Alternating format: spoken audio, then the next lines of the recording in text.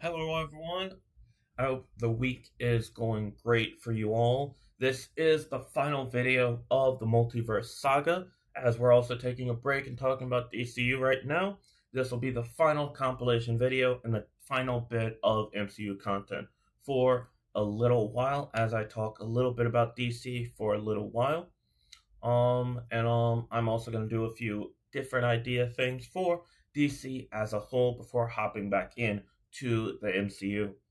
So, buckle in, strap in, whatever you need to do. Grab some popcorn. It's going to be a fun and long video. This will just be a wonderful compilation video of everything of the Multiverse Saga, all the films, all the shows, all the specials, everything in between. Strap in. It's going to be a long one. Sit back, relax. I'll see you at the end.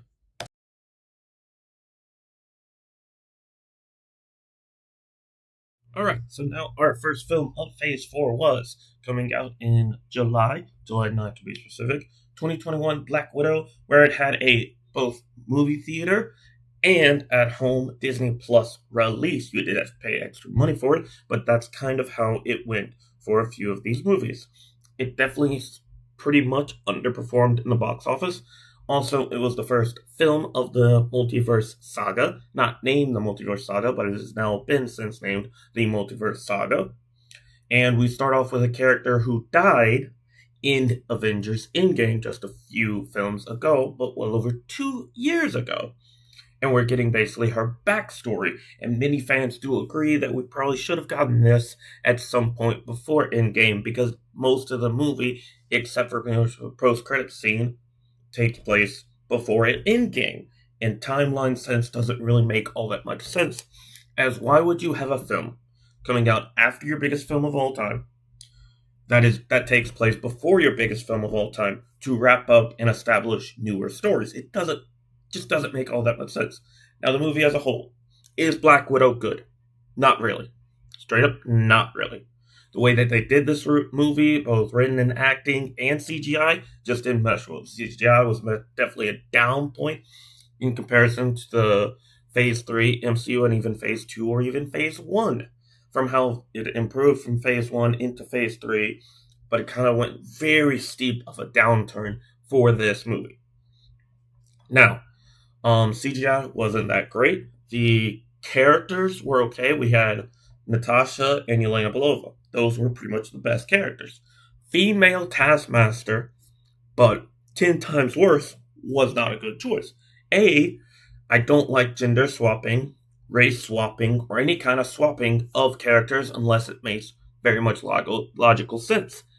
Unless they wanted this movie to be 99% female, that would be the only way to make it make sense. But also, they did it in a way to where this character is somewhat involved in like more so of the past than this movie already is in the past. And so it kind of made sense, but Taskmaster is more of a man and very much more powerful than the movie of this adaptation was. And I would say that it was Taskmaster was basically the proxy main villain, like the one that fights, because the man that's the head of the Red Room and all of that was like the main villain, but he doesn't really like fight at all. But we did get a good, solid backstory on Black Widow, her family, and everything in between. Her entire family is from the Red Room. We have Red Guardian. We have Yelena Belova basically becoming the new Black Widow in our known ways, whereas the Red Room is basically just an entire onslaught of Black Widows. And then we also have her proxy mother and all that. Red Guardian is just a laughable and very much just a comedic relief character that's not really good in combat, really. It's just okay.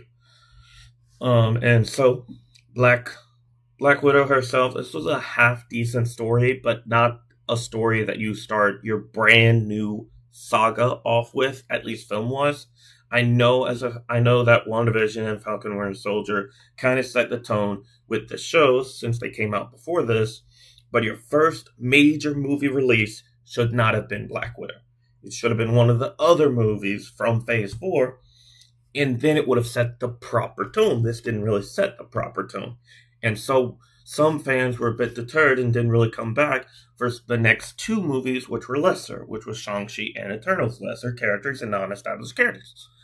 Because because we weren't given faith and something to come back to, as this wasn't a good or great film. It was just okay at best.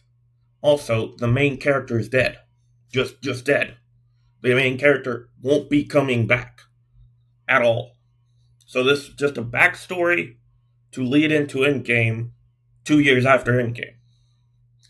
So no, this movie isn't that good. It is okay at best. I wouldn't say bad because it's not the worst, but it is probably near the bottom of the MCU movies in history.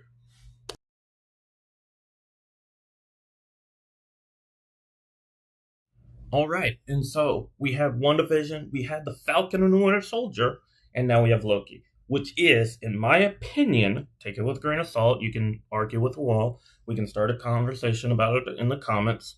But in my opinion, the third show, which these began in early 2021, and this is the third show. This one came out in the summer. This is Loki season 1, and it is the best show that Marvel has released on Disney Plus yet. Up to this point, it is the best. But we're only talking about half the show. So, season 2 and both seasons combined make it the best show. But season 1 is still one of the best seasons in all of Marvel with Disney Plus shows. Period. It's just 2 seasons of 6 episodes each with phenomenal build-up and phenomenal storytelling of building up Loki and showing us what the multiverse is like. And this was before they even introduced the fact that it was the Multiverse Saga. But we kind of knew, but they didn't label it. And so we got 6 episodes of Loki, basically 6 hours of Loki having his second part of a redemption arc. And it was just great. It was just great. And you had a king basically in it, but kind of not. It's a whole thing. But I would say, just looking at the Phase 4 shows, this is definitively the best. Especially because it got a season 2 and because it finished. That'll be a problem that comes up later.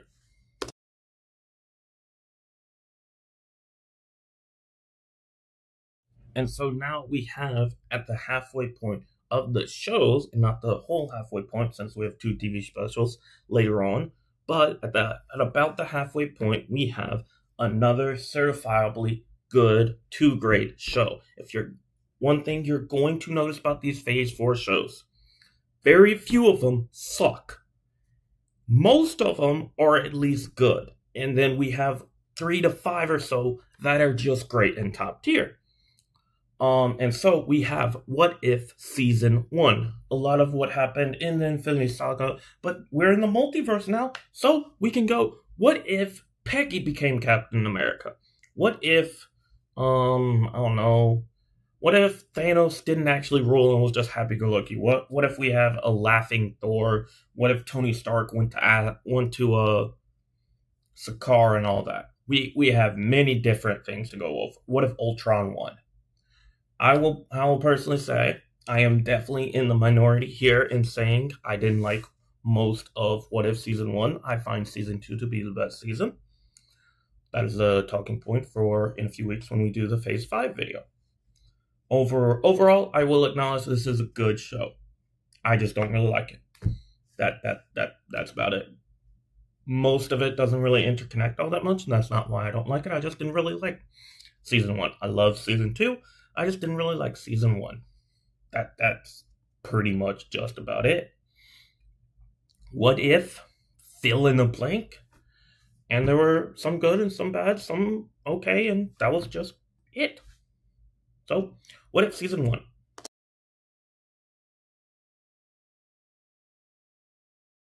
Alright, so to begin this off, we have, in exact release order, the first ever Marvel Cinematic Universe Disney Plus show.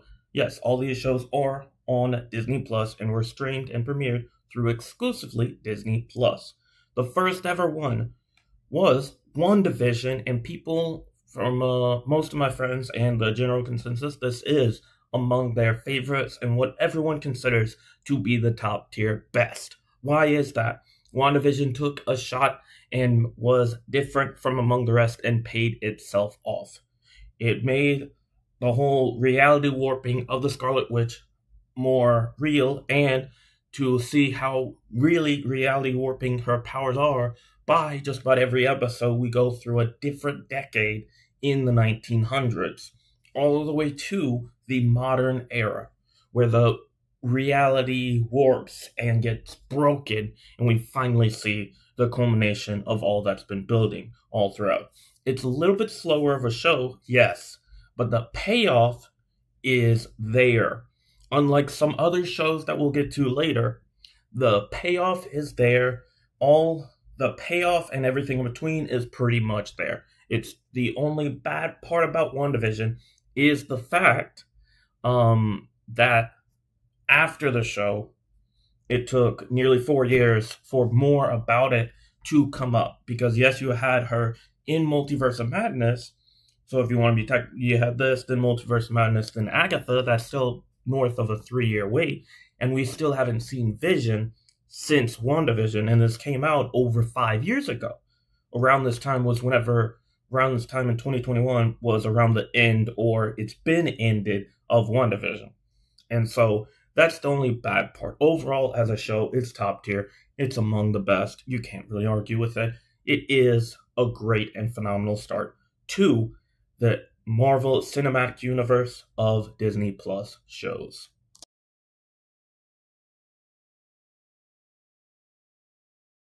So now we have one of the more underrated films of we have one more underrated films of Phase 4. And why do I say underrated? Because a lot of fans actually do love this. It's very much much more down or scaled, much more scaled back, and not as broad as some of the other big movies of the MCU have been. And it was much more grounded and just really takes place over like 2 or 3 locations, and really just like a coming of age kind of story, and someone accepting responsibility and becoming what he is supposed to be, and that is Shang-Chi and the Legend of the Ten Rings. It has been 5 years. It has been nearly 5 years since this film has come out. We have no update on it. 2, we have no update on anything regarding it. However, the director is now well acclaimed and well loved in Marvel and is being trusted with many different projects. So there's a plus and a minus. Why am I saying all this about a potential sequel to not one of the big films? Because everyone loves the film. Everyone loves this film. It came out about 2 months after Black Widow. It didn't really hit the box office that it should have, but also this new era of movies and theaters aren't really going to hit, because it's like after about 90 days we have so much access to all these films on Disney Plus, on Netflix, getting a DVD, or really anything. So it's very hard to just advertise this as being a big box office film. This wasn't a big box office film. However, great movie, great fight against Father, great mythology around it, great history behind it. Not great explanation of why you didn't interfere when your whole world was at stake. But, I mean, he is basically a criminal warlord and stuff like that. And really the hand-to-hand combat and the hand-to-hand combat, the use of weapons is really pretty much top tier. One of the best fights, choreographies of the Multiverse saga as a whole. Now, so was this good? It was great. It's one of my favorite films of the Multiverse saga. Not the favorite. That one actually is almost up. But the movie that came right after and before this movie's here, Black Widow's here, and then Eternals came out after that, and that was, at best, on par with Black Widow, but probably not on par with Black Widow. So, this was a great film, a very underrated Multiverse saga film, a very underrated MCU film as a whole. But we're now at a point where the next Shang-Chi movie will not come out until after Secret Wars because they have no plans to actually give us a sequel. A lot of the movies or shows that came out in Phase 4 aren't getting sequels for no reason. Many of them are bangers, many of them are great or even good. A season 2 of some of these would be lit and would establish them as bigger and better shows, but we're not going to get them. But yeah, Shang-Chi and the Legend of the Ten Rings is an underrated and great film, and you should watch it.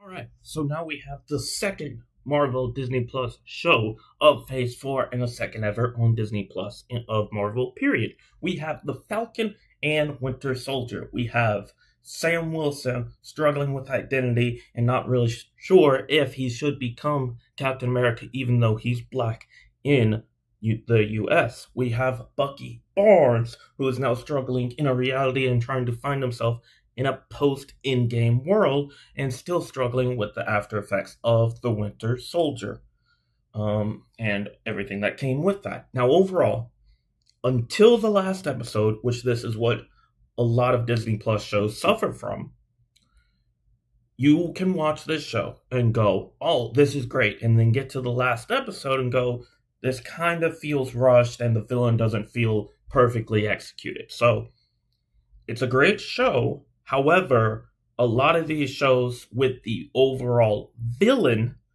and like reveal and build up, most often than not, these Disney Plus shows aren't films, and so they pretty much just develop the heroes and characters, and the villain and payoff and final battle of this whole show isn't the best final conclusion. The ultimate culmination of this whole show was Sam Wilson struggling with becoming Captain America and him giving it up, and then the U.S. government picking their own Captain America. And so that was the main core struggle. And so we saw that, and we saw the after effects.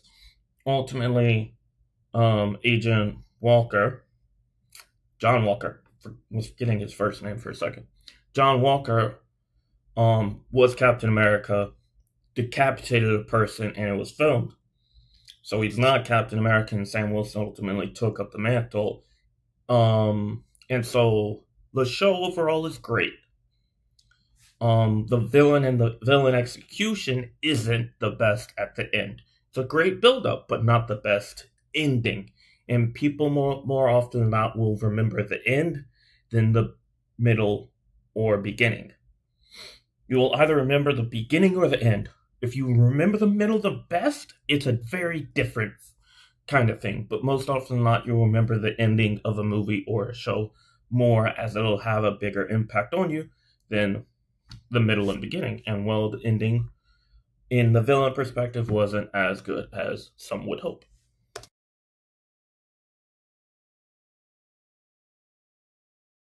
Alright, so now we go from Black Widow, Shang-Chi, down to Eternals. Why do I say that? Because this film should have been animated. That's a fact. This film should have been a TV show with about 10 hours worth of content, because they tried to force in over 2,000 years of what they're calling history and lore, all these like 10 or so characters, into a 2-hour film. Problem 1. Problem 2. The villain and execution of this whole thing was poorly done to the extreme. We have one villain where it's like the chimera-esque thing that they have to kind of try to stop. We also have the second thing where part of the Eternals turns on themselves because they don't agree with their leader on how they're executing certain things. Then he may or may not have died.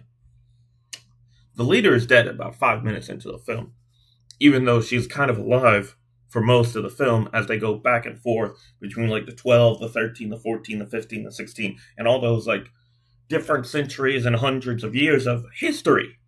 They've been around since at least 2,000 years ago, maybe even longer. No explanation of why they're not in Endgame in any capacity, but should have been told better. It has been nearly 5 years since this film came out, and we have no update on it, even though a lot of people would love an animated version of a movie or a show, but Marvel doesn't really do much with animation, which is a very big bummer. The Black Knight, aka Kit Harington's character, has not been followed up on, just like Shang-Chi has yet to be followed up on. The only character of the first 3 films to have a proper follow-up has been Yelena Belova. And that's not even in her own project. She's appeared in a bunch. But why is Yelena Belova the only character of the first 3 of these films to have a follow-up in over 4 years since these 3 came out? I get Eternals wasn't that great of a film, and the fan base didn't like it as much, but you can still give it a shot as an animated show if done right. You can still do Shang-Chi even as an animated or just a live-action show. You could give that a shot. They're holding themselves, the MCU is holding themselves back because most of Phase 4 should have sequels by now, and none of them have sequels pretty much. Pretty much nothing from Phase 4 has a sequel. Nothing. The Eternals, no sequel. Shang-Chi, no sequel. Black Widow, nothing. Yet. I'll get on this later with other films. Yet other films are known to have sequels in production. We don't even know if some of these films are in production. We don't know if there's an Eternals 2 at this point. We don't know if there's a Shang-Chi 2. There is not a Black Widow 2 in production. Thankfully, there's no reason for a Black Widow 1 to begin with. But you start off with these 3 first films, and instead of doing how Phase 1 did it, by following up with them quickly, you don't follow up at all. So that's one big issue. You're 4.5 years since your first 3 films of Phase 4. There's no word on any sequels of these 3. Why am I not including the 4th? Well, we'll get to that in a second. Also, if you're liking this video and you've watched this far, please leave a like and subscribe to this channel and hit that notification bell. This video comes out Monday. Next Monday will be the TV shows. Tune in and watch it.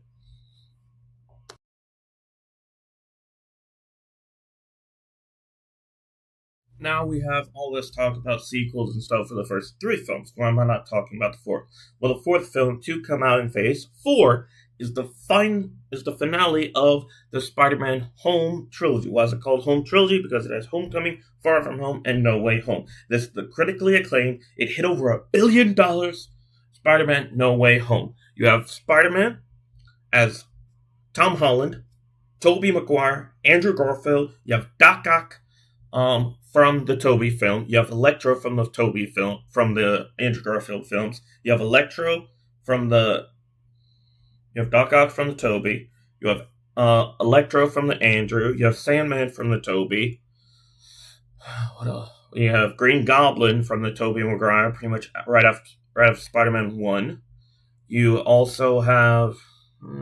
we also have the Lizard from The Amazing Spider-Man 1.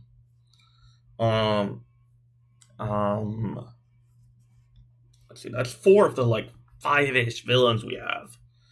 Aunt May dies. Tom Holland decides at the end of the film, I'm gonna erase everything, all the memory of me from everyone in my life ever. But Spider-Man is still known, and so Spider-Man is still like an Avenger because Peter Parker was deleted, but not Spider-Man. It's a little bit of a conundrum, but they're pretty much doing it right. So why am I not saying that this doesn't get a sequel? Because the sequel comes out in a few months, and everyone's hyped up for it. The only reason the sequel has taken so long is because A, Sony, B, Tom Holland has been doing a lot lately outside of doing Spider-Man, and it took a while to get the right story and the right people in production. But we've seen and heard about the updates and everything in between about this sequel for well over a year now. The other 3, nothing, no word. What makes Spider-Man No Way Home one of the greatest films the MCU ever made? It made over $1 billion. You brought in both of the previous 2 Spider-Man. You reset the entirety of Tom Holland's Spider-Man over into making his own suits and not being well known, making him exactly comic accurate with how Tobey did it, of how he has to take special tests in order to actually reestablish himself into getting into college and not going to that big of a university. And presumably he's going to be starting with the New York newspaper, just like Toby did. He loses his best friend and his love interest in the same film, and his Aunt May. He has no family connections by the end of this film. He has no money or no tech connections by the end of this film because his Tony Stark tech is gone because Peter Parker is gone. Happy doesn't know him either. Toby and Andrew go back to their universes. Toby has a kid by now and is a well-established, basically legend as a superhero. Andrew kind of went dark for a time after he lost Gwen Stacy. Kind of would have loved that Amazing Spider-Man 3. MJ and Ned don't remember. So, that is why it's such a great film. Also, Charlie Cox appears, not as Daredevil, but as a lawyer, and he catches that brick while being blind, which is a phenomenal moment in and of itself. This whole film is filled with phenomenal moment after phenomenal moment. Green Goblin killing Aunt May. Top tier. Doc Ock, moral reflection and moral fighting within himself, because this is basically Doc Ock around the end of Spider-Man 2. You have Green Goblin presumably around Spider-Man 1. You have Electro around Spider-Man 2. You have Sandman around Spider-Man 3. You have all these characters coming out from different universes at various different points, and then you have these other two Spider-Men coming at different points from these villains that come. These villains are coming from a very different time, from a time where they knew these Spider-Men, but these Spider-Men are now very much older. I could go on and on. This is one of my favorite films, and this is very easy to break down. But there are 5 villains in this film. I know 4 of them as a fact. I'm struggling with what the 5th one is, to be honest. But this movie is very memorable and one of the best films that the MCU has ever put out, let alone one of the best, if not the best film of phase of the entire multiverse saga.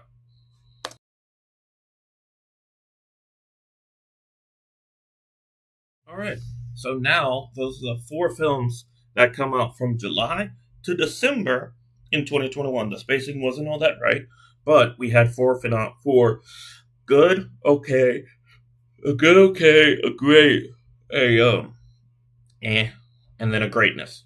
An absolute banger, top tier. Now, to begin, or well, not really to begin, but kind of to start off 2022 with films in the MCU, we have in May, Doctor Strange and the Multiverse of Madness. It was absolute madness. It did include the multiverse. However, people set their expectations here when we should have set them maybe about halfway as far as we did. Very too high of expectations for a film that is about 5 or so years since the first film and is looking very different than how it should from the post-credit scene and how the first film ended. Mordo should have been the villain here, but he wasn't. It was a multiversal Scarlet Witch that was the villain here. America Chavez was a choice and a weird one to do in and of itself as the multiversal pathway for this. It was a very weird kind of thing that they did. There are various different ideas of how they could have changed that. Overall, this is a good film. What makes it not that great is the title is misleading. Scarlet Witch absolutely stomping the Illuminati in less than 5 minutes, which is right and justified. However, you're introducing a whole entire group of characters and then they immediately get stomped. Overall, this is a good to great film. But the fan expectations were too high. And it wasn't even from the trailer, it was just off of the title and rumors, which is why now the fans don't really care as much, or a lot of fans don't care as much about the rumors, because the rumors set fans' expectations too high or too low from what the actual expectations should be. So, that is where we're at for this. So, we have Doctor Strange in the Multiverse of Madness.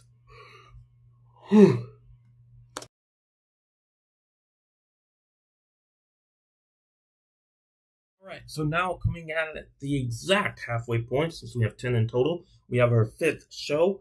This one came out, I believe, at the end of 2021. This was Hawkeye. I would love to say that this is season one, but so far it's only season one. Well, I wish there was more of this. It was just good. It was just good. It was a street level MCU show that pretty much was basically a Daredevil show. Was basically looked and ran as if it was Daredevil or a Netflix Defender type of show, just with Hawkeye at the helm and nearly retired, with a Kate Bishop coming in and going, "I'm young, I'm strong-willed, I want to be independent, and I want to shoot a bow and arrow and be just like you." Yelena Belova appears, Kingpin appears, we have Echo here, and a few other things. We have the debut of the Marksman, which has become a low-key great character. I didn't really find him to be all that interesting in Hawkeye, and then now he's very good in Daredevil Born Again. So, Hawkeye is just good. It's just a good show and a great continuation of this good run of Marvel Phase 4 shows.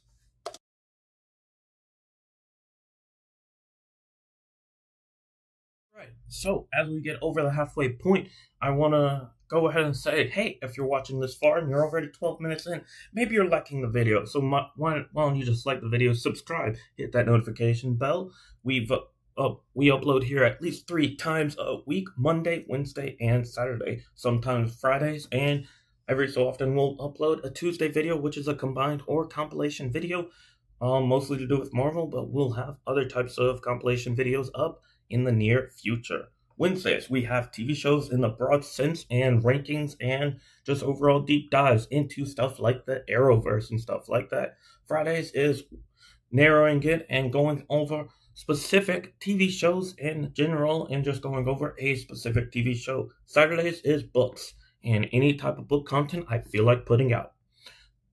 So also, hey, comment below something you want me to upload in the near future and I'll get back to you. Comment below something you liked or didn't like about any of these Phase 4 shows. I'll put a comment below and we can start the chat right when this video comes out. But without any further ado, we're just over halfway through. And so we'll go with, we have the 6th show of this MCU Disney Plus shows era, and we have Moon Knight, the greatest 6 episodes Marvel with Disney Plus has ever produced. Why do I say it's not the greatest show? Because it never properly finished. You left us with peak fiction, peak fantasy. It's as if they made Brandon Sanderson's Mistborn Book 1 and then just dipped. Great show, great run, just going banger after banger and each episode leveling it up from the previous. The only bad part is it's been about 4 years to a T since this show came out, and we have no recognition of a season 2 of anything to the sort, which pisses me off and most of the fan base off. How do you put a certifiable banger of a show and you don't fulfill it later? By now, we should have had a season 2, if not even a 3 by now, because it would have made them money! Literally! Why do you not produce something that's gonna make you money? I don't know, but it's great, it's phenomenal, it continues the great run of, if you're watching Phase 4, the movies are alright, but the shows are gonna hit most of the time, right? Well, they are! Most of the time these shows hit after hit after hit.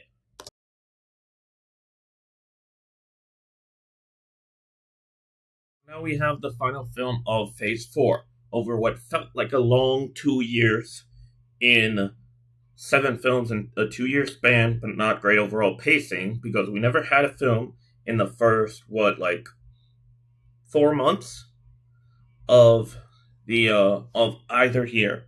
From January to April, no film. I don't like that. We need to have better spacing and overall. Why? Because the first film of each month came out in May. Then Black Widow and Thor came out in July. We have a September release, which is still not that great, but it is fine. Then we have a November release, then we have a November and December. All 4 films of 2021 came out from July to December. That is 6 months, 4 films in 6 months, and 2 films in back-to-back months. Not good, not a great start. Then we have 2022, where it goes from May until November, right? Yeah, November. Which July to November is a much better spacing overall. Why am I mentioning this? Because this is an actual factor that has affected the MCU.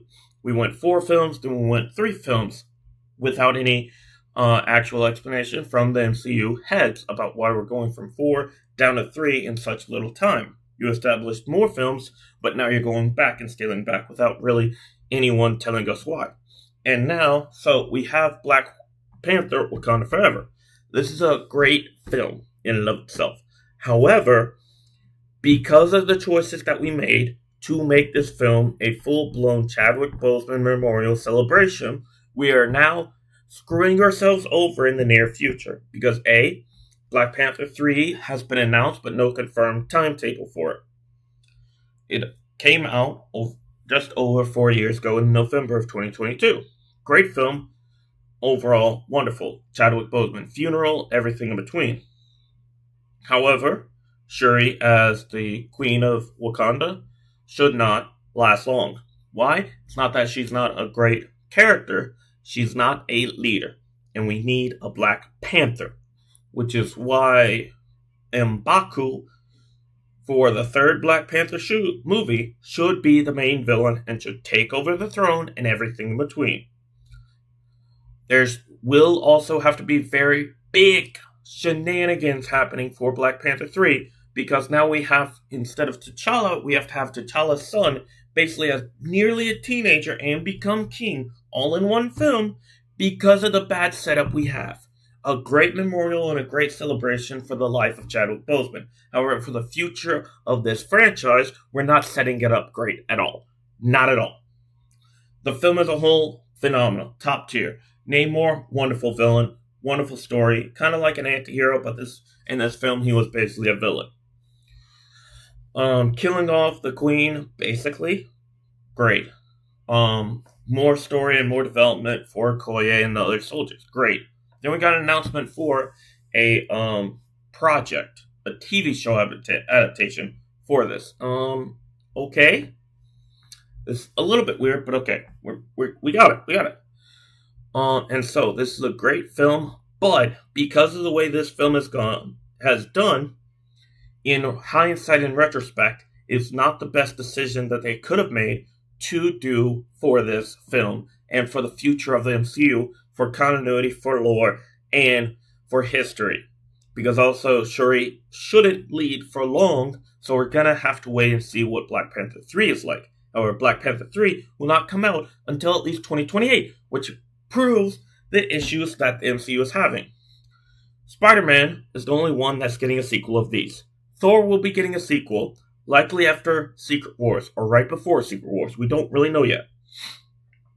Black Panther, no sequel is known for a while. Eternals, no project of a sequel, and Shang-Chi, no project of sequel either. Doctor Strange should still get a third movie. Either way, we have many issues with Phase 4. We have some TV shows that are kind of molding in a trilogy of sorts, with WandaVision, Agatha, and Vision as a trilogy of shows completing a full story. That is all right. Vision has yet to come out.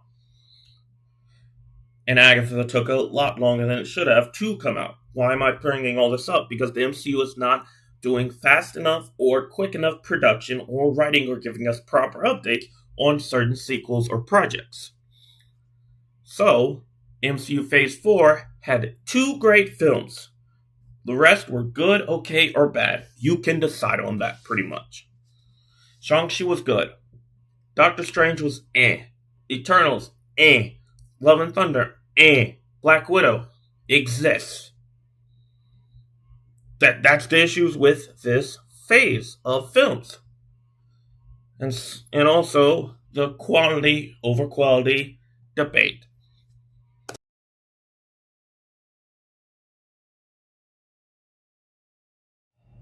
Alright. So yeah, so we've had a great we had a great run in phase 4. Had. The worst show was the final actual TV show of Phase 4. Which one is that? She-Hulk Attorney at Law. The one that leaned too freaking hard, into the hardcore feminist side. And you have the moniker of Attorney at Law when maybe 2% of the show is actual attorney work. Maybe. It's like a lot, it's like shot for shot from the comic. But here's the bad parts. No true villain throughout the entire season. Daredevil pops in randomly. Okay. And she's not really even much of a hero. She's just arrogant the entire time. And that's because unlike Hulk, she is She-Hulk because she just becomes Hulk 24/7. And so she's just an arrogant woman as a lawyer the entire time. And it's as if any time a male character comes on, that's not someone like Bruce Banner or Matt Murdock because she has a thing for him or something. They're just pricks. They're all douchebags and all of them are just terrible. If they're not one of the like 2 people that she actually likes as guys, they suck. They automatically suck. And then she goes and breaks the fourth wall and talks to a robot called Kevin. Or like Feige or whatever. And that was somewhat funny. But overall, this is 9 episodes that I watched intently to see when it would get good. Because no, it wasn't. I was like, okay, this is very depressing, but maybe it'll get better. Maybe it'll get better. After episode after episode after episode. And what do you know? It sucked. And it did not get better. And Matt Murdock, for about the episode or 2 it was in, was maybe the only saving grace for that time. And like I said, you have Titania in there, who is her actual villain. Maybe 1, maybe 2 episodes in the whole show. You have a Marvel cinematic show that does not have a definitive villain throughout the entirety of it. And that was its biggest downfall. You don't have a villain or a proxy to go against her at all. It's just her living life, and that's like, all the other shows have villains. What good idea was it? Whose good idea was it to not have a definitive villain in the show? I don't know, but yeah, that's She-Hulk.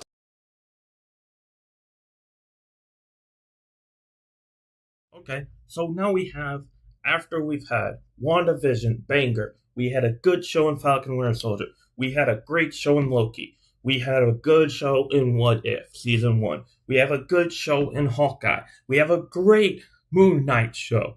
Okay, let's just follow it up with Miss Marvel, which was good!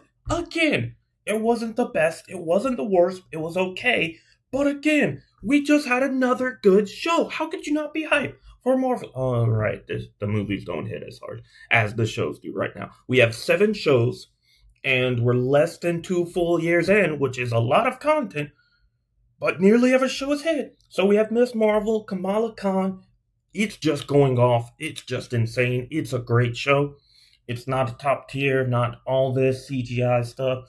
Yes, parts of it is underwhelming, but overall, it's a niche character on a TV screen, and it's a pretty good show. She's only like 15. It's basically like, what if they made the first ever Spider-Man movie into a TV show kind of thing.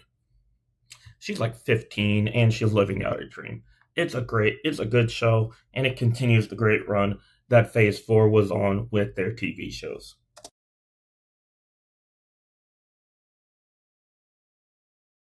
Alright, so now we have another weird one in doing this whole film breakdowns and my thoughts on it. We have Thor, Love and Thunder, the 4th Thor franchise movie. It was about 4-5 years after Thor Ragnarok, so a good space in between sequels. Good villain pick. Bad execution, just like Dark World. Good general scheme, script, and like everything between. Good general idea for the movie. Too goofy. Not serious enough for gore, kidnapping children, but still being an overall goofy film. Jane Foster was about the best part of this movie and how well executed that comic adaptation was. Thor not wanting to lead, still being kind of fat, not really wanting to take responsibility, and the Guardians kind of being in the film all were major factors of hampering this movie as a whole. Why do I say that? Guardians in film because Thor kind of went with them at the end of Endgame, which doesn't make too much sense. You have Jane Foster in the film and she returns, which is great. It's wonderful. Gore's in the film, but he's not well executed, and now his daughter is with Thor. It's been out for almost 4 years, so spoilers. Sorry. So overall, I'm not the biggest fan of this movie. It is another big thing of too much hype and too high of expectations of a movie going in, and so it was a good or okay film, kind of the standard that Phase 4 is setting as a whole. Is it the best film in the MCU history? No. Is it the worst? No. It's not good or great, it's just okay. And this film overall could have been a whole lot better, especially with the introduction of Zeus and later Hercules in the post-credit scene. Which, reminder, this film has been out for nearly 4 years, and we have no confirmation for a sequel. Spider-Man No Way Home is one of 7 films, and the only film that we know pretty much to have a sequel in production, period. Period. That is a problem. Now let's move on.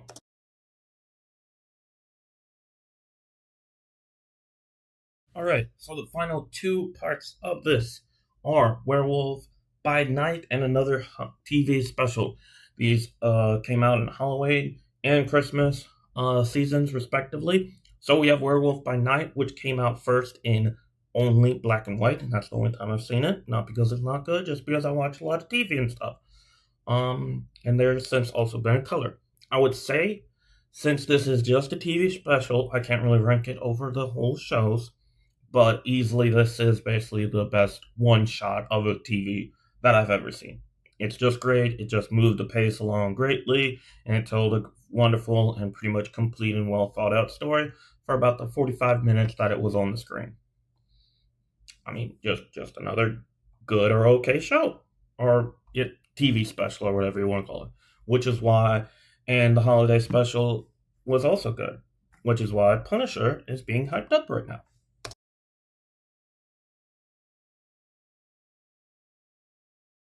So, the final TV show / TV special, the last 2 of these have been TV specials. The last TV special is Guardians of the Galaxy Holiday Special, featuring pretty much solely Mantis and Drax. Just having a Christmas season fest to give one of Peter Quill's old celebrities or childhood idols or whatever to come over and meet him for Christmas. Good, funny, laughable. It was fun. Just 30 minutes of chill fun and chaotic attitude from the Guardians of the Galaxy. What more do you expect?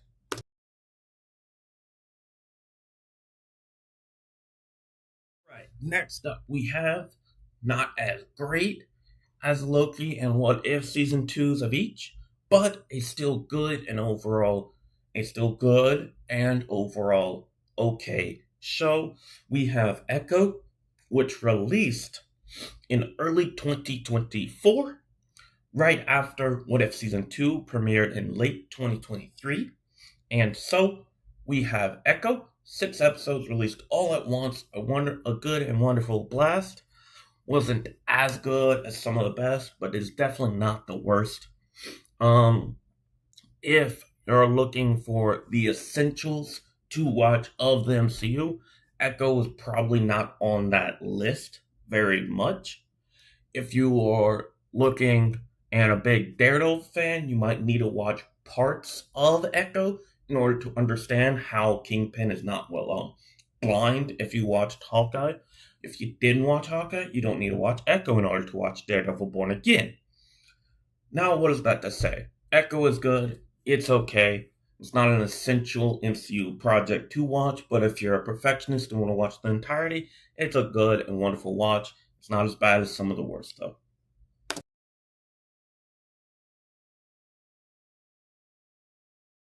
Right, so the first film of Phase 5 came out in February of 2023, Ant-Man and the Wasp, Quantumania. This was Ant-Man, the Wasp, and Hank Pym and his wife going into the quantum realm as they inevitably go up against the ruler of most of the quantum realm in Kang the Conqueror. We also had the villain from Ant Man 1, the first Ant Man in the Ant Man movies, which was Yellow Jacket, is now MODOK. To say the least, I enjoyed this movie when it came out. However, narratively speaking, and in the grand scheme of the MCU, Ant Man beating an Avengers level threat in King the Conqueror doesn't make sense at all. Literally makes no sense at all. Also, it makes more sense since that Kang wasn't the full time villain of the whole multiverse saga, but at the time he was. So there's a little bit of leeway there. But overall, Ant Man beating Kang of any kind just doesn't really sit well with me. Now that I think back on it, a little over 3 years after the movie had originally came out, I would say this is one of the two worst films of the Phase 5. Um, in that A, it underperformed, kind of, and B, outside of underperforming, we had Kang versus Ant Man and Ant Man winning. Um, and yeah, it just wasn't as exciting as it could be. Um, and it very much had a good bit of hype because Kang was in it, and they definitely could have done more. Plus, MODOK in it, and we haven't seen Kang or we haven't seen MODOK since this movie. And the backlash for the fans when this movie came out was kind of bad.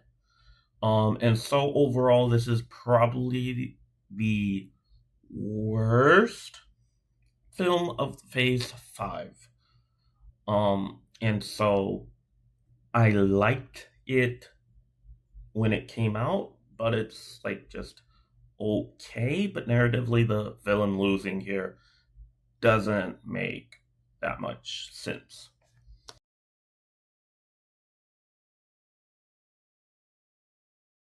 All right, so we now go into one of the greatest, and I mean greatest, shows in the entirety of the Marvel Cinematic Universe. This is just like how Phase 4 went from not good to top tier in some cases in general, with the movies at the very least, not the shows, not always the shows. But we have the conclusion of Loki. We have Loki season 2! It was amazing and top tier, going bang, bang, bang, bang, bang all 6 episodes in a row, and Loki realizing his full and true potential, and has us clamoring and waiting and wondering how this character will continue in the conclusion of the Multiverse Saga, in Avengers Doomsday and Secret Wars, and how this version of Loki will interact with his long lost brother in Thor, who thinks he is dead.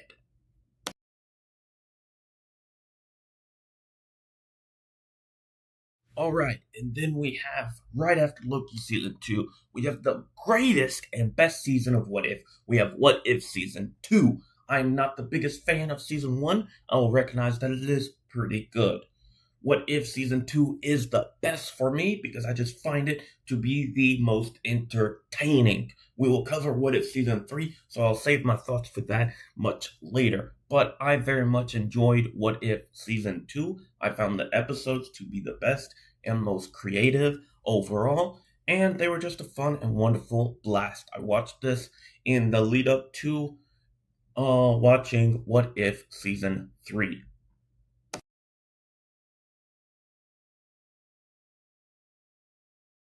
Okay, so the next film of Phase 5 came out a few months after Ant-Man and the Wasp: Quantumania in May of 2023. It was Guardians of the Galaxy Volume 3, the backstory of Rocket Raccoon and the High Evolutionary and all of the evil things that he did to revolutionize and evolve forcefully different populations and peoples as the Guardians go against the man who created Rocket Raccoon. This was a phenomenal and great movie. Unfortunately, this would be the last time James Gunn ever steps foot in doing anything in the MCU, as before this movie had come out, I believe he was already named as the head of DC months prior, or just a few months later, or something like that. So this was the final James Gunn movie. He only did the Guardians, and so all three were great. This was a wonderful end to the James Gunn Guardians of the Galaxy trilogy of movies, where 2 was okay and like kind of bad, but like not worst or terrible, really. But Volume 3, High Evolutionary, Adam Warlock, Rocket Raccoon. Adam Warlock gets introduced, High Evolutionary and Rocket Raccoon are the main ones. We have also a different Gamora after the events of Endgame. We have Gamora from 2014, so she hadn't met Peter Quill at all. And so this movie was just great. It was fun. It was a wonderful blast, a wonderful and much darker take than the other Guardians films, while still being lighthearted and filled with jokes and laughs.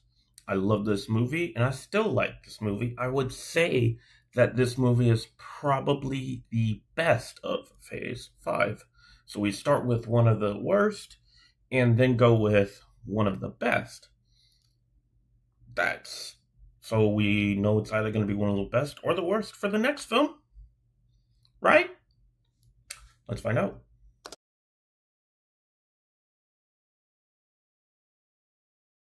All right. So first up, we have Secret Invasion, and if you've been following the MCU for any amount of time and you've watched Secret Invasion, you know as a fact that it was one of the shows and one of the most well built shows for the first 4 or 5 episodes, depending on your own definition.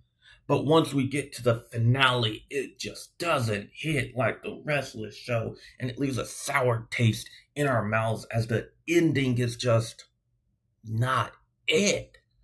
Is just not what we were hoping for in the build-up. You can even argue that it's just the first 3 or 4 episodes, and then after that, it just goes on a freaking cliff of a downfall hit after that. It's just insane. It could have been one of the best TV shows of the Marvel Cinematic Universe history, let alone just the Multiverse Saga. But you have to execute all 3 parts, beginning, middle, and especially the end. Most often than not, people will remember the ending if it's sour enough more than the beginning or middle. And so much of the fan base, including myself, feel like it's just not that good of a movie because it didn't execute at the end.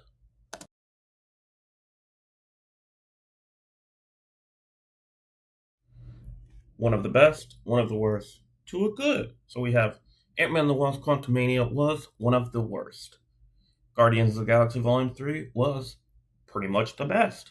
And now, to end the year of 2023 in Marvel movies in November of 2023, we have The Marvels, which basically serves as a sequel to both Captain Marvel, WandaVision, and a small bit, and Miss Marvel.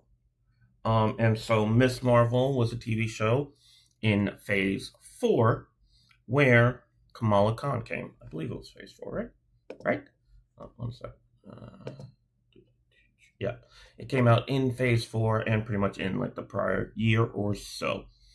And so Miss Marvel came out, and now Miss Marvel is in a Captain Marvel movie. We also have Monica Rambeau appearing as well after she got powers through WandaVision and the events in that show. So we have heavy incorporation of two shows into a single movie. So greatness. The movie overall majorly suffers from not having a good enough villain. I say that because the villain is basically it's like Ronan the Accuser's daughter, so it's basically like female Ronan the Accuser. Like almost pick for pick and bone for bone. It's basically just female Ronan the Accuser, just very much more vanilla and bland. Monica Rambeau, Captain Marvel, Miss Marvel were all fun. The musical part of it was so funny and great. It just lacked a good and great villain. And that's pretty much all it really kind of like lacked. I mean, Nick Fury was there, but really, like, but yeah, that was the Marvels.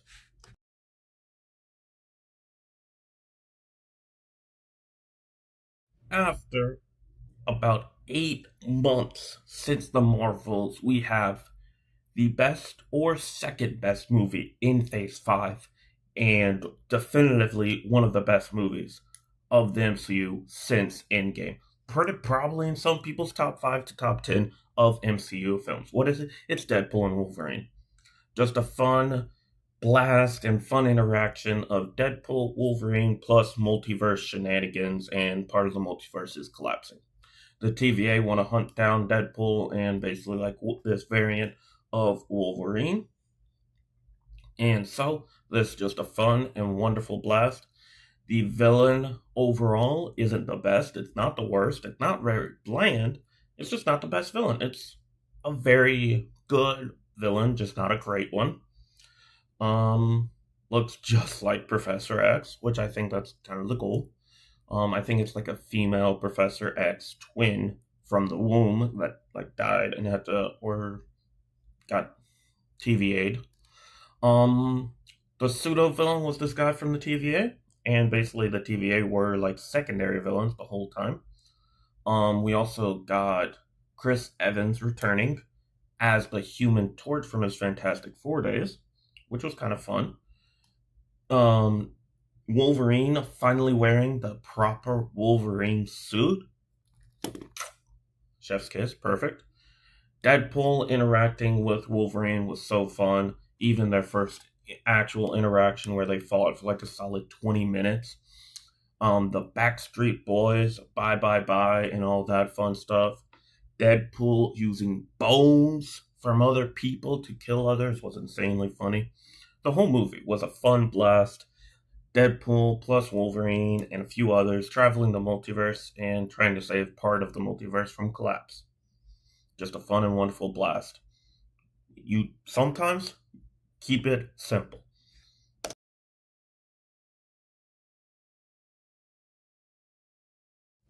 Now we have the show that premiered pretty much around Halloween season of 2024. We have Agatha All Along, or AAA, as some people might refer to it. This was a 9 episode show that was good.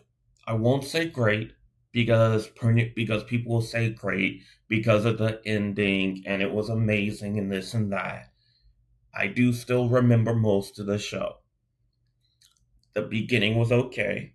The middle, or well, most, or like pretty much roughly half of the show, where it was the adventure and along the witch's road, it was a fun ride, but it wasn't the best and it wasn't the worst, but it was just okay. There were good episodes, there were okay episodes. It wasn't the best flowing show of the entire MCU, of the Multiverse Saga at the very least, but the ending was good. However, it's been well over a year, close to a year and a half since the ending, and we have no clue when either of the main characters, being Agatha or Wiccan, are ever going to appear again. So it's a wonderful sequel to WandaVision, a wonderful introduction for Wiccan. However, we have no clue when either character of the main cast of the two characters will ever appear again.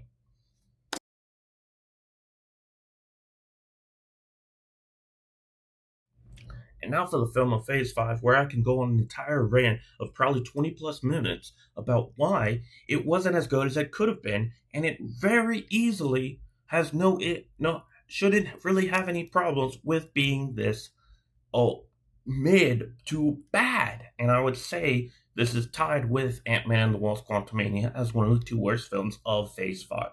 This is Captain America: Brave New World. Why do I say it like that? Red Hulk. So Thunderbolt Ross is the villain. We also have a guy from the Incredible Hulk who is like the primary antagonist and wants to get out of this like hellhole in prison that Thunderbolt Ross has been secretly keeping him for over 20 years. And these like pills that are kind of helping Thunderbolt Ross, given by this guy, are kind of just slowly developing him into a Red Hulk. However, he doesn't Hulk out. When he transforms, a Hulk just takes over. The problems with this movie stem from part A being Sam Wilson, Captain America, through vibranium and reminder of you have a daughter, and sheer willpower, beat a Hulk. That's the issues. Should Sam Wilson have super soldier serum? Logically speaking, if he has super soldier serum, it would be a better reason for him to win this fight. If he doesn't have super soldier serum, it should have been others to help him win this fight. I love the continuation that they have with Falcon, with Torres, I believe is his name. Joaquin Torres, yes. Bucky, even though he was a major part of the Falcon Winter Soldier, hardly appears in this movie, even though he's supposedly a congressman. Don't know how that makes sense. Sharon Carter played a big role in Falcon Winter Soldier, but is not mentioned in this movie. You have Isaiah Bradley prominently featured in this movie. However, you don't have Isaiah Bradley's like grandson or nephew in this movie at all, who was also in the Falcon Winter Soldier. Agent Walker, kinda in this movie, but very, very like small, minuscule part. So most of the major players from the Falcon and Winter Soldier show don't make it into this movie, which doesn't make sense. And they don't give reasons as to why they're just not in this film. And very easily, you could have made this film much better and different if you weren't going to have Red Hulk actually be Hulk. You just teased it the whole movie, and then he just like weirdly transforms and doesn't, and like it's all about him wanting to rehabilitate and get away from this Red Hulk form and stuff. No, like that's not good, or like that's not making for a good, exciting movie. And Sam Wilson probably should have taken the Super Soldier Serum if you're going against a freaking Hulk of any kind. But no, he fought back because he has a vibranium suit, blah, blah, blah. No, I have issue upon issue upon issue of this film. And only like 2% of it is on Sam Wilson. A lot of this film is weird. I love that it was a Sam Wilson Captain America film. However, the writing just wasn't there. It just wasn't there for him. I hope they give him one more shot with the Captain America movie, but I wouldn't be surprised if after Secret Wars he's no longer Captain America to some degree. I'm sorry, but that's kind of just like how the movie went.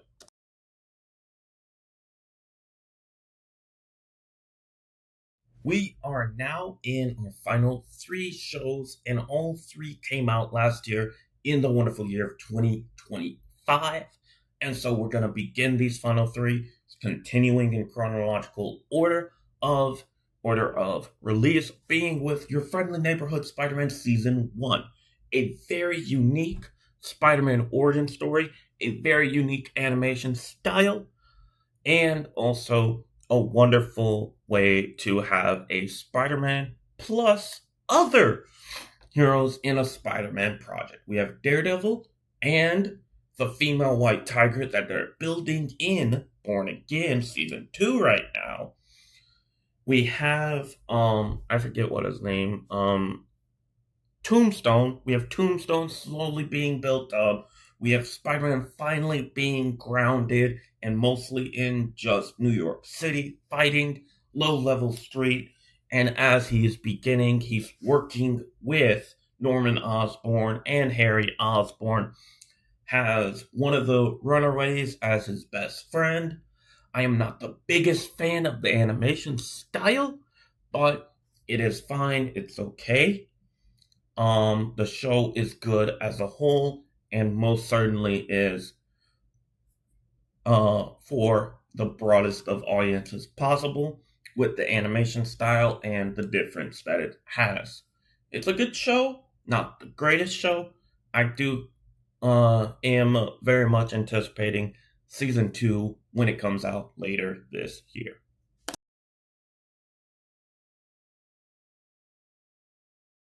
Now we have one of, if not the most hyped up Marvel Cinematic Universe Multiverse Saga show ever in all three of the three phases so far, as phase 6 is beginning and is currently going on right now. But this is probably the most anticipated and the most hyped. Did it live up to it? We're talking about Daredevil Born Again season 1. Season 2 is currently out. Season 1 started off with a bang. Foggy dies.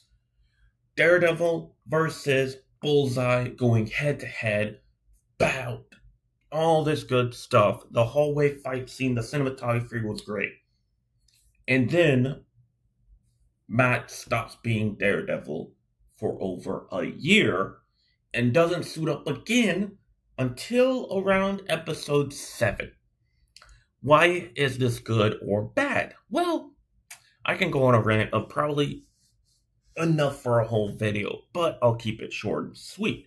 We focus very heavy on courts, which is great, and Matt being an attorney. However, the slow burn and constant teasing of both Wilson Fisk going back towards Kingpin as he wanted to stay away from it, and Matt Murdock slowly going into Daredevil is very much like a soap opera and a high school drama type of show, of a tease of a show where you're finally gonna get Daredevil. You're finally gonna get him. You're finally gonna get him. And you finally get him all the way near the end of the season. It kind of feels a bit cliche.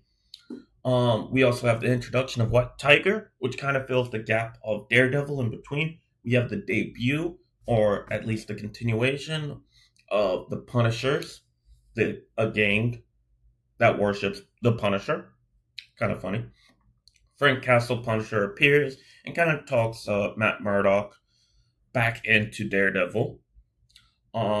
And so this was a good and okay season. It wasn't the best, wasn't the worst, probably not on the same tier as Daredevil, the Netflix show. Pretty much at the very minimum, just below, or right on par of the first season of the Netflix Daredevil show. Season 2 is much better. It's a wonderful blast, and I'll see you in the video where we'll be talking about that in the very, very near future.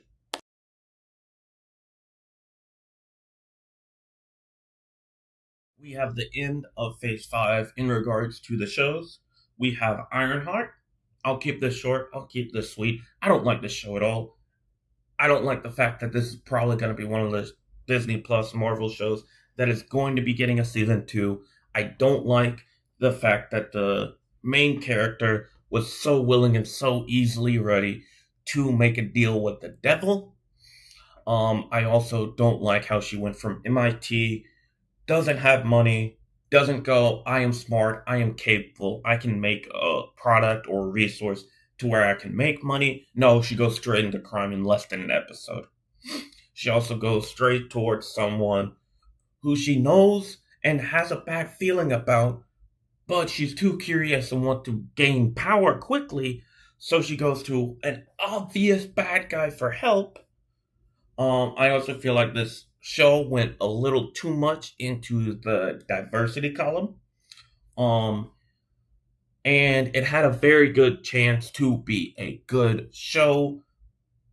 It may just be that I don't really like Ironheart as a character, if this is the same type of way Ironheart is portrayed in the comics. But also, you have pretty much more than 5 years worth of building up and teasing Mephisto, aka the devil of the Marvel Universe, and all it is to make a deal with a 22-year-old kid to bring her best friend back to life. I do not like this show.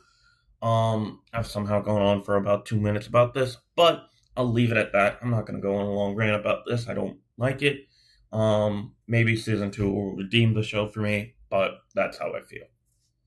Alright, so those are the 8 different shows with the 9 total seasons, going from Secret Invasion all the way until Ironheart, with nearly an exact 2 year from start to finish in point. We have pretty much great shows, all-time shows. We have most of the shows are at least good. There's maybe only 1 or 2 bad shows in the entirety, which is what you can hope for when they're releasing this many shows really a 3-year span technically, but it's 2 years in total, since it goes from June of 23 to basically June/July of 25, so it's pretty much exactly a full 2 year span. And so we have 9 different seasons, 8 shows. You can only hope that they get this many at least good. You can't hope that it goes bang, bang, bang, banger after banger after banger, like they did in Phase 3, which is most of the phase was banger after banger, or at least the second half. You can only hope that they hit this many good shows in a row, and that they only have 1 or 2 misses in general, which is only because of the bad execution of writing in general as well. I will see you all tonight, actually, in a video that I recorded last week, and I'll also see y'all again tomorrow as we go over every Star Wars movie ranked, as Star Wars May the 4th is coming up, so I'll be doing a few Star Wars projects. See you in the next one. Goodbye, and God bless.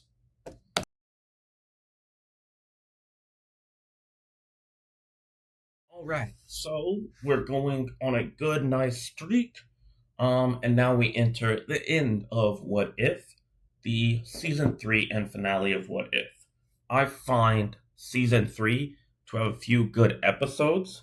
However, I do not see the need or the reasoning behind how the season 3 finale and 2-part finale and ending has nearly an all-female cast, with all the different casts of characters that we've gone through. We just had all female cast, and we kind of picked and chose what characters we wanted to use in the ending of this series. And so I do have a little bit of an issue with that, because we used both men and women characters all throughout the show as both heroes and villains, but we use only women to end the show, which doesn't make too much sense to me. That's pretty much my only issue, and the reason why I say What If Season 3 isn't as good as the first 2 seasons. Also, one or two of the episodes were just straight up weird and wonky, especially the Howard the Duck and what's her name, and the scientist or whatever from Thor that was in WandaVision. I forget her name right now, but that's my thoughts on What If Season 3. It's not the worst project in the MCU of the Multiverse Saga of the shows, but it is most certainly not one of the best.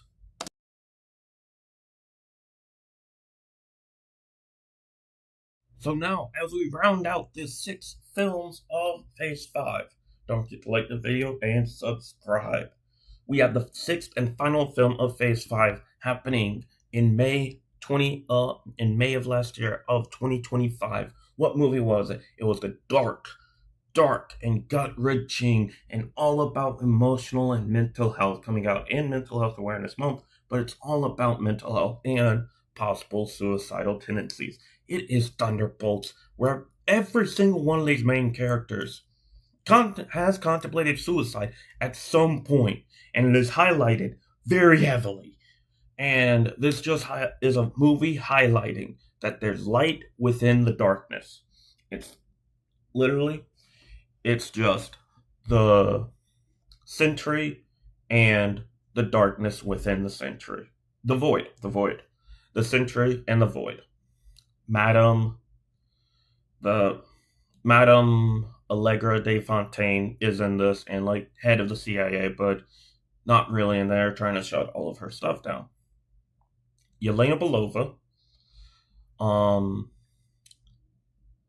Agent Walker, Ghost, Taskmaster, um, Yelena's father from Black Widow, the Sentry.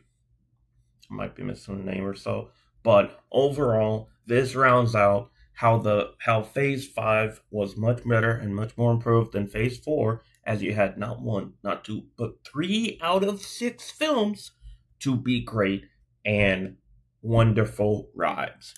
You have 2 of them being emotional roller coasters in Guardians 3 with Rocket and High Evolutionary, with this one just being Yelena going, I can die right now.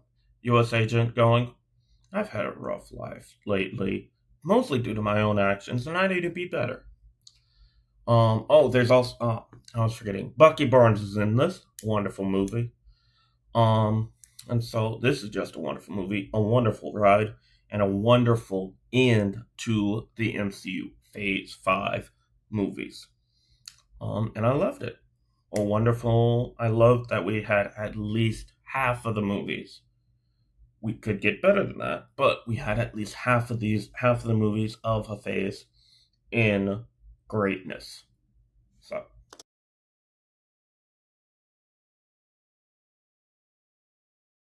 all right. So the first project of Phase 6 was the Fantastic Four First Steps that premiered in July of last year.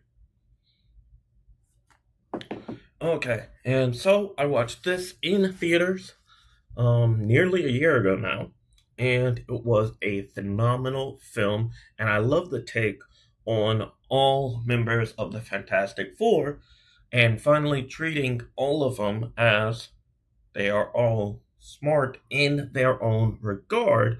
It's just some aren't recognized as smart because Reed Richards is the leader of the team and generally has a higher IQ than nearly all 3 of them combined. And that's not to say that they have a low IQ or anything. It's just that Reed Richards is just that smart and that good with thinking in all of his ways.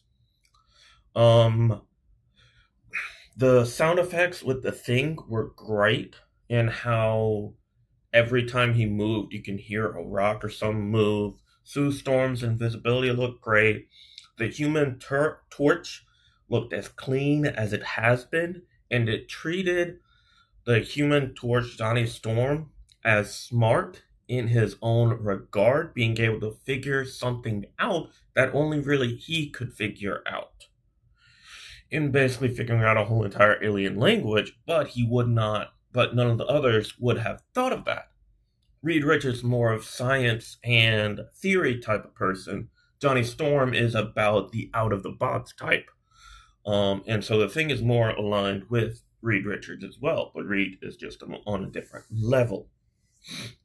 Most of the movie pretty much was around and centered around the fact that Reed and Sue were having a kid and welcoming a newborn in, and Reed was constantly trying to get the streets in a better state for his future child to come in. And so I found it to be a very good movie. I've heard that the adaptation of Galactus is also very good overall, and I very much loved it, and I think it was a wonderful start to Phase 6.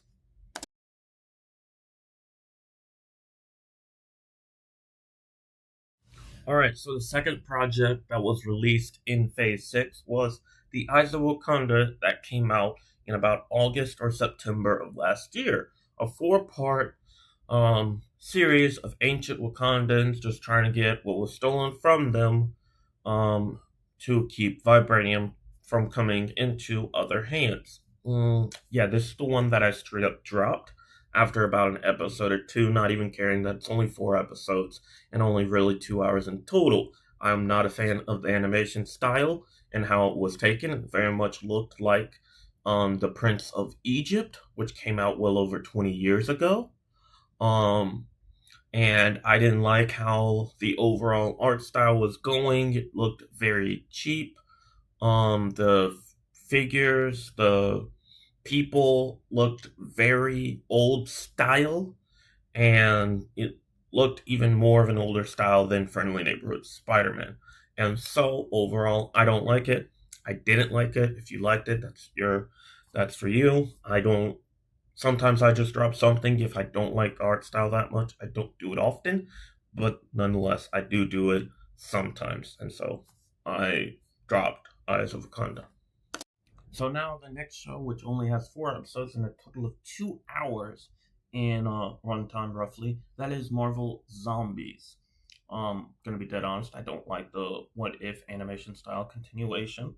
I think it's bland and it's not that good, and it's been 5 years since What If season one came out, and there's no looking on any actual improvements on it. It's rather not that complex of a story at all. It has some good action, but it's nothing too compelling. Blade is also Moon Knight, so there's that. Um, some characters are zombies, some are not. Scarlet Witch is both a zombie and not a zombie at the same time, and is evil. The Nova Corps want to keep Earth locked down, and if anything ever escapes from it, they'll shoot it down from the sky to lock down the zombie apocalypse that is on that planet, which is an interesting take in and of itself. And so I found it to be an okay show, not a good or a great show, but it was okay nonetheless. I didn't really get bored at all throughout the time that I watched it. But I wasn't all that compelled or impressed either. Now off to the show that released in January that I just finished up last week, right at the tail end of April, and that is Wonder Man, an 8 episode, about 30 minutes or so per episode show about Simon Williams wanting to become Wonder Man, not in the normal sense, but as an actor wanting to become Wonder Man in a remake or reimagination of an old 1980s Wonder Man film.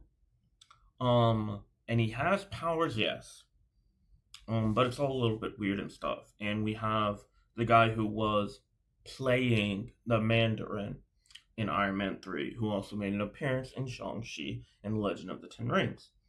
And so the Department of Damage Control, it plays a prominent factor in this as well. But overall, this is an okay show. I'm very interested in how season 2 will go, since season 2 is confirmed. I'm very interested to see how season 2 of this show will pan out and how that will evolve from how season 1 went to where now at this point the he has powers, and he kind of recognizes that he has powers, and so I'm very curious about that. Outside of that, it's okay. Again, it's the same as Marvel Zombies. The compelling thing about this was, will we see Simon Williams in a costume, and will he actually develop into a good or like a big character? Um, and he's okay. He's okay. I'll wait for more of it. I almost dropped the show at like episode 6 because of how much of a douchebag he kind of is at times. But I stuck it out, and it was an okay show. It's not something I hate, but it's not something I love.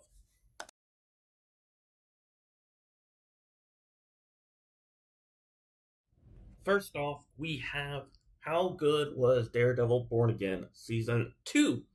So, it started off very great all throughout. Daredevil appeared through most of the season. This was an inverse compared to Season 1 because Daredevil appeared in only a handful of episodes, only about 3 episodes and 3 or 4 episodes, 3 or 4 episodes in total in season one, whereas Daredevil appeared in every single episode in season two. Now the inverse of it as well is Matt Murdock as Matt Murdock appeared publicly in only the last 2 episodes. So it's kind of the inverse of Daredevil, because now the majority of the focus was on Daredevil and his actions throughout season 2, and Matt Murdock's actions only pretty much, publicly at least, in the last 2 episodes. Um, so we have much more Daredevil, however, we didn't have much of Matt and the lawyer part. So where I would say is this was a great and phenomenal season. However, it still doesn't hit the perfect medium that pretty much the first 2 seasons of the original Daredevil Netflix show hit.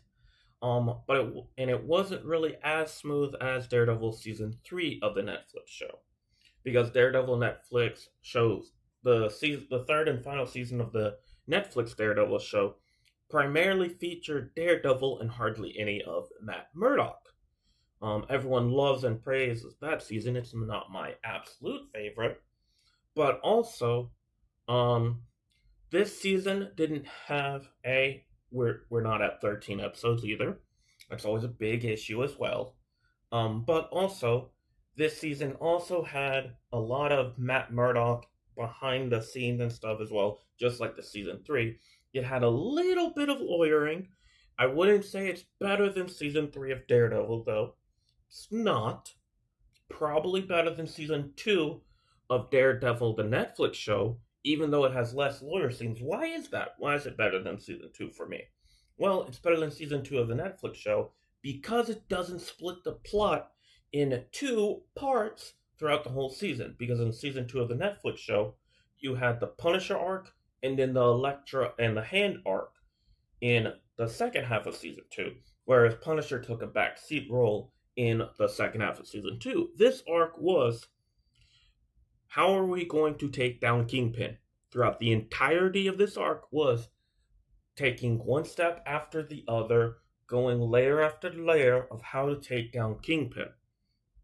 And then we also have Bullseye also being much more prominent as well. It kind of seems like with the different teams of writers that they were reportedly having in season 1 of Born Again, that Bullseye wasn't a part of most of it at all, but Bullseye was a major part of season 2. However, also the Punisher was not around in season 2 of Born Again. Hopefully that'll be revealed in his own special, Last to Kill, that's coming out tomorrow. So, all in all, this is a great and phenomenal season. It is definitely a great and phenomenal season overall. Daredevil, phenomenal. The way Wilson Fisk evolves himself as Kingpin and as the mayor is much better than season 1. Him and Matt fight a few times. Matt and Bullseye have ideological differences that aren't as extreme as the Punisher, but it's wonderful to see, like Punisher and Matt / Daredevil always gets to happen. So those are all great. The unexpected twist that Vanessa does die, spoiler alert, but this is a full review of the entire season. But Vanessa Fisk dies, and that leads to a more rampage and more full of Wilson Fisk than if Vanessa wasn't alive. We have Heather, the psychologist, full blown and will be the next muse come season 3. Daredevil / Matt Murdock revealed himself as Daredevil and is now in prison and disbarred, as in he is no longer allowed to be a lawyer. So, yeah, that is pretty much all of season 2 of Daredevil. Oh well, Matt Murdock, the end point of everyone, of most of the characters involved. Bullseye is free. Matt Murdock slash Daredevil is in prison. Wilson Fisk is on an island all to himself outside of New York. Luke Cage finally appears. Luke Cage and just Jessica Jones are in a relationship and have a daughter. That is who Jessica Jones's father is. We also have that Luke Cage is back. We don't know whether or not he has continued from the end of Luke Cage season 2 or what stopped from him continuing, how he was basically the mob boss or the leader of a mob or something like that at the end of that season. So that leaves a few questions. Jessica Jones' powers are a bit questionable as well. So we definitely leave a good bit to talk about for the future of this show as well. There's only one defender left that has yet to appear, and that's Iron Fist. We're hoping that he does appear in season 3. And so we have Luke Cage, Jessica Jones, Daredevil all appearing so far. We're just missing Iron Fist. And so that's season 2 of Born Again. Now, up next of this video, we will have some things I think will happen in season 3 of Daredevil Born Again. This will be outside of villains because I don't know the exact way they'll go with villains. But let's get into who or what will happen and appear in season 3 of Daredevil Born Again. So, as someone who doesn't fully know the ordeal and what happens in the comics, but knows stuff through what I've seen on social media and people speculating about what the future could be, is the only thing I know about the main villain of season 3 is that it won't be Wilson Fisk. Number 2, we have that it's very likely that since there's a power vacuum and no longer a mayor of New York, that we're probably going to be getting the Luke Cage Mayor of New York storyline. Number 3, Iron Fist will appear at some point in season 3. We have 3/4 of the Defenders. We need number 4, and Iron Fist needs to appear. Matt Murdock slash Daredevil will get out of prison, but not escape, but get out of prison before the end of season 3. I think at least half to 3/4 of season 3 he will be in prison. He will not escape prison because that will go against all of his ideologies and all of his ways of thinking. He will get out of prison through some way, in a way. I don't know how, but he will get out of prison in some way. Iron Fist appear, Luke Cage leads towards becoming mayor, Matt Murdock gets out of prison. I think we'll get a tease of him getting back into being a lawyer, but we won't get him being a lawyer in season 3 unless it's specifically for him getting himself out of prison. That's the only way I see for him to be a lawyer in season 3. Number 4, Foggy Nelson will not appear, and he is not going to come back. I am sorry, but he is not coming back at this point. They've gone too far. I do not think that he's coming back at this point in time. Karen Page will step further closer towards killing people. She's basically female Punisher at this point. Heather, the psychologist, will be one of the main villains of Daredevil Born Again season 3 as the new Muse. Maybe a little bit different, but she has been torn apart by her PTSD from how Muse was towards her. And so now she is Muse. Will she still be the psychologist? More the same? I do not know. That's an interesting point. Wilson Fisk will appear, but will not be an antagonist, but will appear and wants to reclaim some power of New York. I think he won't be a main antagonist for the next season or 2. I think this is a show that could easily go for 7 to 10 seasons, because all the actors are of age and don't have any health issues as of right now. I think as a show, I don't think Wilson Fisk will die, because that'll be like killing off the Joker, and no one ever kills off the Joker in Batman. it just doesn't really happen all that much. The only reason why the Joker didn't appear again in the Christian Bale trilogy is because Heath Ledger died. That's it. That's pretty much all there is. So, I don't think Wilson Fisk will ever truly die or go away. I think for the next season or two, he won't be the true main antagonist and just will be someone trying to reclaim a little bit of power here and there in some way, shape, or form. Colleen Wing will appear if Iron Fist appears. If you know, you know, but at the end of Iron Fist Season 2, Colleen Wing is the Iron Fist, but months later, Danny Rand, with two guns, was able to use the Iron Fist again in some capacity. I want more of that expanded upon in Season 3. I know it's very unlikely for us to get more shows out of these three characters, so it's going to be very much a very crowded space. I do think in some degree we'll get a special like the Punisher since he appeared in Season 1.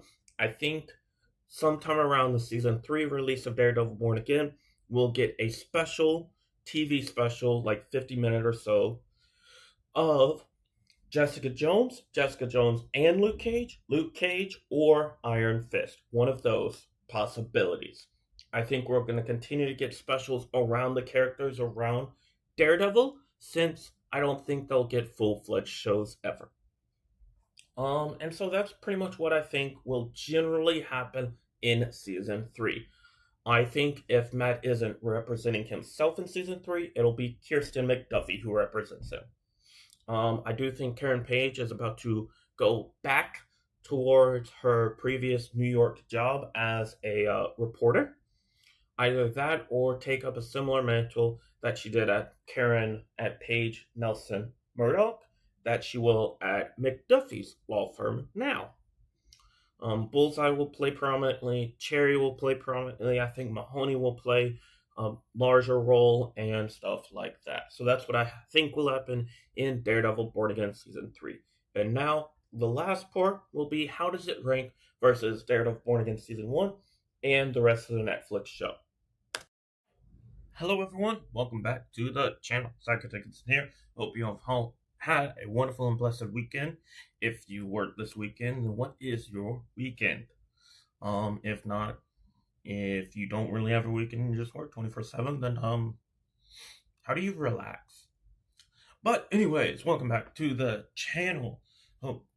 Hope this is a wonderful start to a wonderful week. We have pretty much now caught up to all of Marvel in the current video formats we've done so far. The MCU Multiverse Saga movies compilation will be coming out tomorrow. Outside of that, I just watched Punisher One Last Kill, so that's what this video will be about. I have no clue how long it'll be. It'll just be me straight up yapping and reacting to what the Punisher One Last Kill was. It was about 50-ish minutes in total. And outside of that, what will be the next couple of lines of stuff coming out for this part of the channel? Well, that would be I'm going to be doing a few things with talking about the DCU. How has the beginning of the DCU been? Every confirmed project and unconfirmed project, going through everything about the DCU. And then I'll be ranking I'll be doing a very long video, which is my anticipation, of ranking every single MCU movie, since I've already done every single MCU canon show as of right now. And so after that, I'll just be doing a few things here and there before towards the end of the summer I'll start doing 2 video series, one on the MCU and one on the DCU, of every MCU or DCU project explained in each and every individual movie or show, going until I am all the way through, and then after that we'll figure it all out from there. So most of the summer will be me kind of doing random knick-knacking videos of the Marvel and DC universe. After I'm done with all the movies and shows and all of that, I'll probably just start doing comic stuff or something. I haven't thought that far. That's probably sometime next year. If I'm being honest, we have no, it might not be next year because the MCU already has well over like 60 to 70 projects, and the DCU I won't start covering until I finish the entirety of the MCU. And so I want to let that build up a little, and so because of that, the DCU won't really have anything until probably next year in that kind of video series. Um, and those will be kind of like deep dives explaining timelines, and all the different things, and explaining things from earlier movies into how they affected later movies and their decisions and stuff like that. So now we will get into Punisher: One Last Kill. So this starred Frank Castle.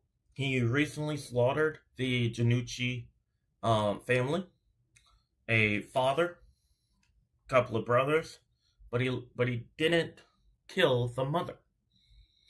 Um, and so he lived. So Frank Castle slash Punisher kind of lives in this suburban style, just like hidden away, kind of just apartment all to himself. He gets a few flashbacks from Karen Page, one of his old war buddies. A few flashbacks from his family. He visits their graves towards the beginning of the TV special, and once again after everything that has happened. So this woman, um, supposedly part of the Nucci family, she has a bodyguard of sorts, and she puts a hit on Frank Castle's entire apartment complex, or really the entire block that he lives on. She puts a hit to kill all on that block.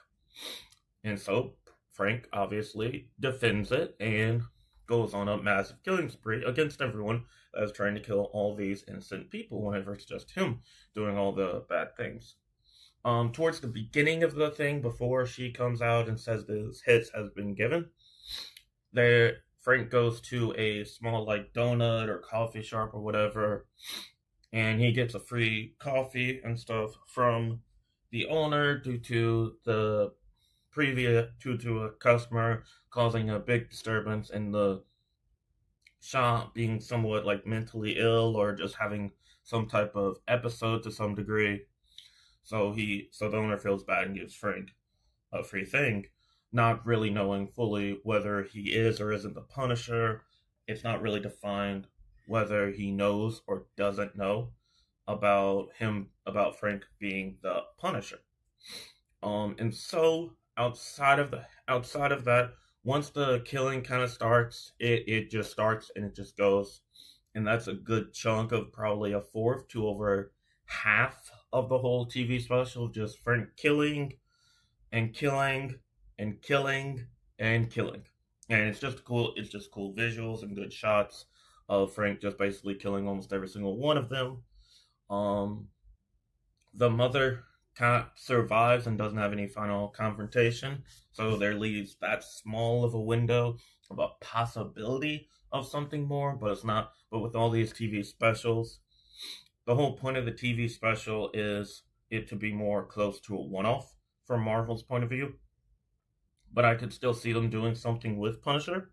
He has a lot of legs to do it. However, John Bernthal himself was one of the writers on the show, and he takes major control over it because he knows the character and knows how much people care about the writing of their individual favorite characters. And so Frank wants nothing. So John Bernthal wants them to be all written well. And we know how Marvel sometimes doesn't write things too well, or some of the key actors don't fully agree with the writing. And so we don't I don't really know whether or not we will or won't get anything Punisher related. And so this was just a good TV special. Oh, at the end of the whole thing, it's been a little bit of time after there's this man and woman walking on the street. They're having a fun little conversation. The man's obviously happy about picking someone up, just about anyone up from a train station, knowing all these facts and stuff. Either a niece, a nephew, a grandkid, maybe a partner, spouse, or something. We don't really know. And then this random guy is swinging a bat and is aiming for the woman's head. What happens? Punisher. Frank Castle in full Punisher gear takes him out. And there's this old man in the background saying, "He took my hat." Frank Castle gives him the hat back, releases the guy, and then he goes, "He didn't just take my hat." We never really heard or hear about what exactly else he took. But then Frank kills the guy. And then that's it. That's the whole thing. It's just Frank chilling after killing a whole family of criminals. Someone puts a hit out on his block. He kills the majority of the people there. Saves the owner and his family of that coffee shop or donut shop or whatever. And then time skip. Takes out a gang member or random teen with tattoos and stuff. And so it was about 50 minutes, and I hope to see the Punisher as John Bernthal as Frank Castle / the Punisher in the future, but who knows? Yeah, he took in the credits. He was one of the writers, so there's that as well. I didn't know he did write like that at all.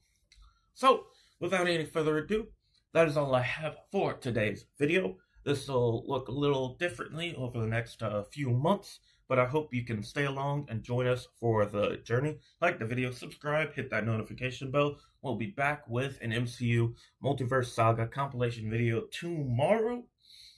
We're at now 15 subscribers, 3 in the past few weeks, so let's get it on.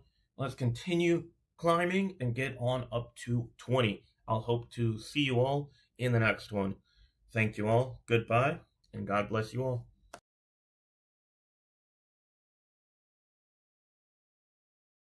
Alright, so involving the MCU Multiverse Saga Phase 6, we have 4 projects that are confirmed in some capacity to be coming out later this year. 2 of them are Spider-Man.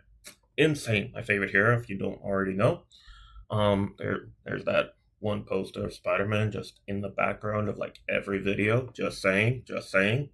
We have Spider-Man Brand New Day coming out July 31st, I believe. It's going to be a jam-packed summer. We got Star Wars, DC, and Marvel all in back-to-back months. It's going to be great. We have Vision Quest coming out, which I don't know what it really will entail, but if it's going to be another show that's a continuation from WandaVision, I'm here. I'm going to have my butt in my seat watching and waiting to see what happens. We have Your Friendly Neighborhood Spider-Man Season 2, which ought to be a wonderful continuation from Season 1. I'm not the biggest fan of the animation style. It has grown on me, though. And I do very much like the storylines, and so I can't wait to see the continuation of it, and hopefully the improvement of the plot to take the next step that a Season 2 should take. We have Avengers Doomsday, which it's an Avengers movie, pretty much setting up Secret Wars, and also the Avengers as we see it going up against Doctor Doom. It's going to be very, very similar to Infinity War in the fact that the Avengers team that we'll come to know by the end of the film are all going to be scattered about and in various different spots among different universes, among different parts of even our own MCU original universe as well, and on different planets, different parts of the Earth. And so by the end of the movie, we'll have a cohesive kind of team, or at least a better idea of who our actual Avengers kind of team is. But this is a movie that I'm going to be expecting to be similar to Infinity War. I'm not sure if Doom will win or not, but that is kind of my expectation in general. I am hoping that it is going to be good and that it does profit to some degree. However, the budget, from what I've heard, is a bit high and steep in that they'll need to make about $1 billion in order to profit at the very least, which I don't really like. I don't like films with high budgets because it gives them low time to actually produce where they need to produce. I do and prefer most movies to have about 300 or below million, but if it has enough hype, if it has enough stuff, it'll produce what it needs to produce. So those are the 4 projects, and we're only in about May, only 4 projects for the rest of this year. Doomsday comes out a week before Christmas, and Spider-Man Brand New Day comes out in late July. I am only saying stuff like this because we're about to have about 3 months. We have a 5th project, of course. I forgot about it. Punisher, the one last kill. I forgot about it, of course. But that comes out in 2 weeks. Daredevil Born Again ends. So episode 7 of Born Again comes out tomorrow. Episode 8 comes out the following week. And then on May 12th, we have Punisher One Last Kill. For 2.5 months after that, we have no Marvel, no semblance of any Marvel. Doomsday, as a trailer, has yet to be given anything. And in between Brand New Day and Doomsday, we'll have a 5-month period where we don't know when stuff is going to be coming out. I assume Vision Quest and Friendly Neighborhood Spider-Man will come out during that 5-month span to give us some type of content. But we don't have any confirmed dates. We just have late or fall as the general perceived release dates for those shows. So it's going to be a weird time for the rest of this year. But until after Punisher comes out, it'll be a good time for us Marvel fans, especially those that have been watching Daredevil Born Again Season 2. That is all that will be released this year in 2026.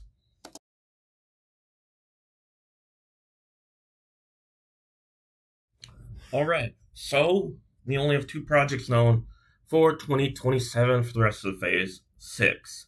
Now, we have been wanting Marvel to go down on the content from how they started Phase 4, but this is not what we really meant. We want a concise and a decent amount of shows and movies coming out every year, about 2 to 3 movies and a couple around like 2 or 3 shows coming out, not one show and one movie. We can have stuff in between Doomsday and Secret Wars, but as far as next year, we have Daredevil Born Again Season 3 and Avengers Secret Wars. I think Friendly Neighborhood Spider-Man Season 3 might come out as well. But Secret Wars doesn't come out until pretty much a year on the mark after Doomsday, just a day before a year exactly, for it to come out on a proper schedule for releasing movies. But outside of that, we'll have a year in between Doomsday and Secret Wars with only pretty much Daredevil Born Again Season 3 in between, and possibly Neighborhood Spider-Man Season 3. So we have no other confirmed shows or movies outside of that. And we don't know what else they could be doing outside of that. And so we're in a definitely very weird spot for Marvel in general for all of this, because we want more Marvel. We want good Marvel content to come out, and I don't find it to be a good idea to have that little of Marvel coming out, as DC is ramping up and going to be having more and more coming out every year. But overall, we're only going to be having 2, maybe 3 projects that we have confirmed, but we do have San Diego Comic-Con coming out in right before Brand New Day comes out, so maybe we'll have more news about next year then. But anyways, that is Phase 6 and my thoughts so far. I haven't watched all that much yet, but that's all that there is to it. I'll see you all tomorrow in the Phase 4 combined video that I made a while ago, but it has been having trouble uploading. It's already scheduled and on there, so you can hit that notification to get notified when it comes out.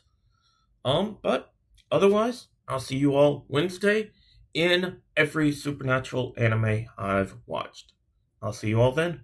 Have a good one, and God bless.